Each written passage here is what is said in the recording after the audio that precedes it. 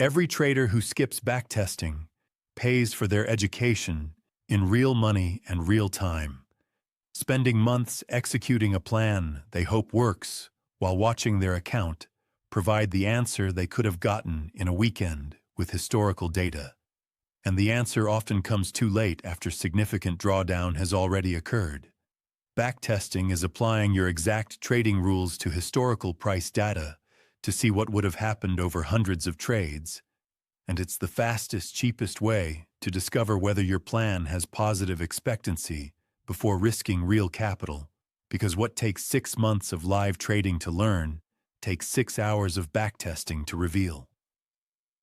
The resistance to backtesting is emotional, not logical. It feels tedious compared to trading. It lacks the excitement of real money on the line, and it forces you to confront the possibility that your carefully constructed plan might not work, which is exactly why most traders avoid it, and exactly why most traders lose money they didn't have to lose. Think about what you're actually doing when you skip backtesting. You're saying, I'd rather spend 3 months and $5,000 discovering my plan doesn't work than spend a weekend discovering the same thing for free.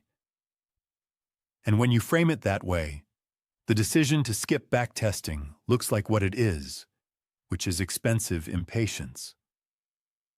The minimum sample size for meaningful backtesting is 200 trades across at least 2 to 3 years of data covering different market conditions.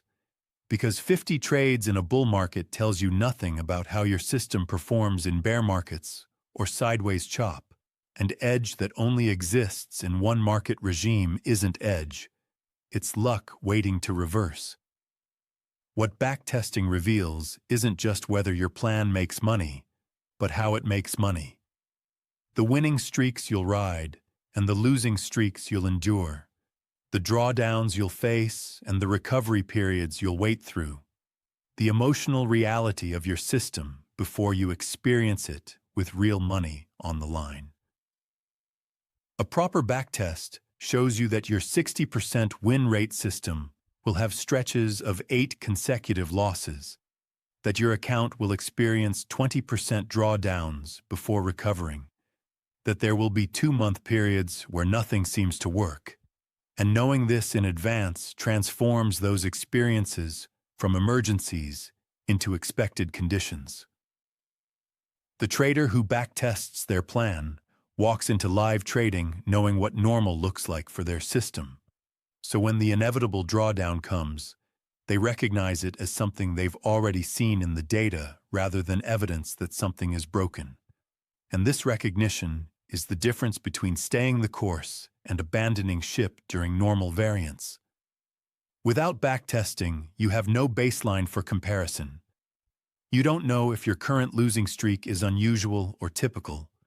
You don't know if your drawdown is concerning or expected. You don't know whether to adjust your approach or trust the process, because you never established what the process produces under normal conditions. The uncomfortable truth about backtesting is that it often reveals plans don't work, and most traders avoid backtesting precisely because they don't want to face this revelation, preferring the hope of an untested plan over the certainty of a tested failure. But tested failures are infinitely cheaper than live failures and failed backtests. Protect capital you would have lost learning the same lesson in live markets. Common resistance.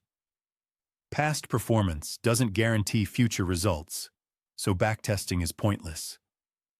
Past performance doesn't guarantee future results, but it provides evidence about probability.